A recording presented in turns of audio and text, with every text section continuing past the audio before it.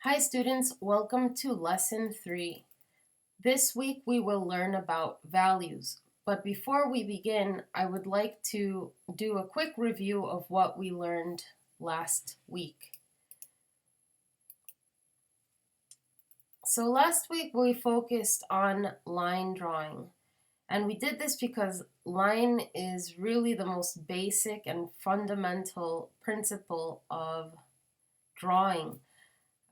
We talked about approaching drawing, how to see shapes. We talked about negative shapes.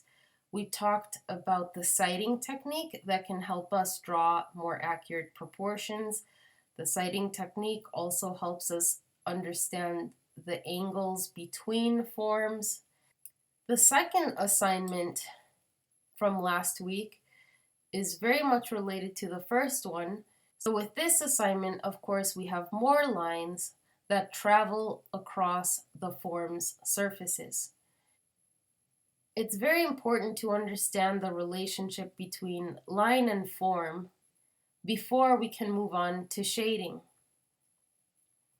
Now that we have a better understanding of what forms are and how to observe them in space, we can now talk about shading, which is really the secret to making things look very dimensional and realistic. Values. Values describe lightness and darkness across forms. If we look at this cone, we can see that one half of it is illuminated and the other half is in shadow. Because it is a rounded and smooth surface, we can see that this line here, this terminal where the lightness and darkness meet, is a little bit fuzzy. If we compare this line to this edge, we see this line is much sharper or more defined. The reason is because there are two planes meeting here at this edge. This plane is facing the light source, and this plane is turned away from the light source. Something extremely important to drawing is to remember to include a wide range of values. If you incorporate a full value range, that is many kinds of lights, many intermediate tones, and many darks, then you will achieve a drawing that looks more dimensional and more finished. And here is an example of this. Here we see the same portrait. We can see that this example looks more finished and more realistic. And that's simply because it has a fuller value range. In this image, we see some highlights, some middle grays, and then a few dark areas. In this image, I've extracted all of the intermediate tones, all of the mid-tones, and it looks very flat. Now, something like this might be more appropriate for a poster, where perhaps it is better to have something more graphic and bold that could be seen from far away.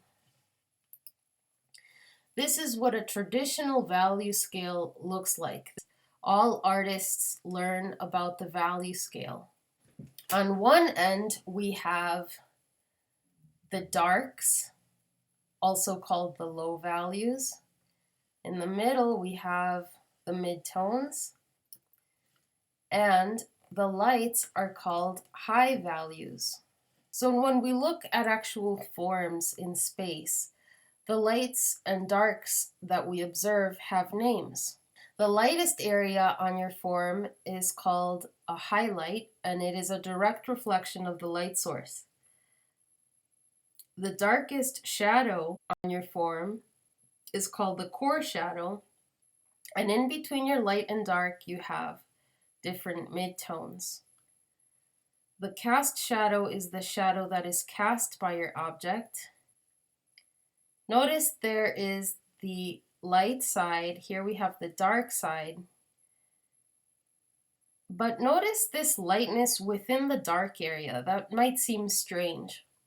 So what we are observing is called reflected light. The ambient light in the room is bouncing onto this surface and going back into the sphere. Now in this example, there is a clear light source, and that's why all of the different lights and darks are pretty clear. It's important to mention that if you have multiple light sources, you might have multiple cast shadows and multiple reflected lights. Notice that in this example, we are not seeing any reflected lights. And the reason is because this surface is black. Black absorbs light while white reflects light. So in this example, we are seeing a reflected light. Now let's look back to our preliminary drawing. I'm showing this to you again because I'm going to point out an interesting fact. Careful about color. Color can be deceiving. If we look at this image, the pear looks a lot lighter than the red cup.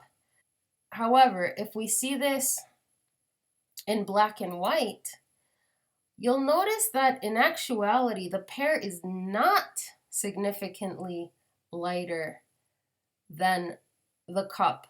So this is important to keep in mind when you draw, that colors can trick us, but it's important to try to understand how dark and how light forms are.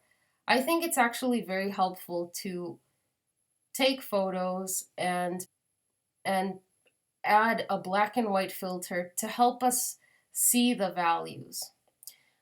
Another helpful strategy when trying to understand values is to squint.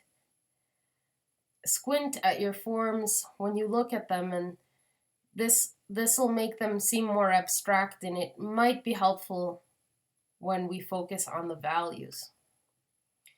So again, it's great that we now know how to produce a line drawing. Now we can actually talk about shading. How do we create lights and darks? So these are the basic mark making techniques: hatching, cross-hatching, stippling, and blending. Hatching involves creating a series of rapid and successive marks that go in the same direction. Cross-hatching involves creating successive marks that go in one direction, but then we go back and we layer more marks of a different direction right on top. So in the beginning, you might hatch, you could create marks that go up and down, but then on your second layer, you might add a diagonal line. And after that, you might incorporate a stroke that goes horizontally. So this is cross-hatching. Stippling involves creating value through small dots. While you can stipple with pencil, it is not recommended because it's really not an efficient process. Stippling works best with pen. Miscellaneous marks. This row is included because really it's possible to create value with any kind of mark, even a scribbled line. In this case, the artist is repeating the letter E over and over and over again. Blending is probably the most popular mark making technique. How do you blend? Well, you might start with hatching, or you could even start with cross hatching, but then you have to go back and use a blending tool to soften the marks. You can either use a cloth or a blending stump. So one question that I get from students is, okay, these are the basic mark making techniques. How do you know which one to apply to your drawing? And the answer is that they're all valid. With these techniques, you can create values. The only difference is, of course, they all have a slightly different visual quality. Notice this image where an egg form is rendered with hatching, stippling, and then cross hatching. Here we have a drawing that is created with the cross hatching technique. Here we have a set of portraits that are created with a scribbled line. I'm showing this to you to prove that it is possible to create value with any kind of mark. The secret to keep in mind is that for areas that are darker, you will have to accumulate more lines. This is an eye that includes the blending technique. Notice that the skin looks very soft. The artist has blended his strokes and has gone back in to add more details like the wrinkles and the pores of the skin. This is an example of a finished still life. I included this image for an important reason. This is a nice study because it incorporates something called contour hatching. So notice that when the artist is shading, he is being mindful of the form. This is a type of cylindrical form, and so the marks actually follow that outer surface. So this is helpful. This is something that I highly recommend. When you draw, think about your forms, think about your planes. Look what happens here. The plane is going in, so the artist is including strokes that kind of follow that plane. And then out here, there's another change in direction. So the artist is creating marks that go out. So this is interesting and important to keep in mind.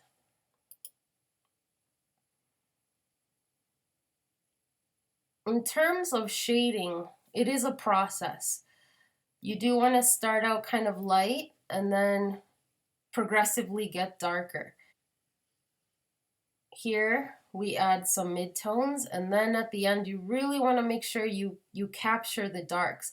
It's very common for beginning students to forget to include those darks. It's so essential because it really gives depth to the form. And of course, be efficient with your pencils, right? For these dark areas, you don't want to be using a light pencil. You should be pulling out your darkest pencils, things like a 4B or a 6B. This is a good graphic because, again, it shows the progression.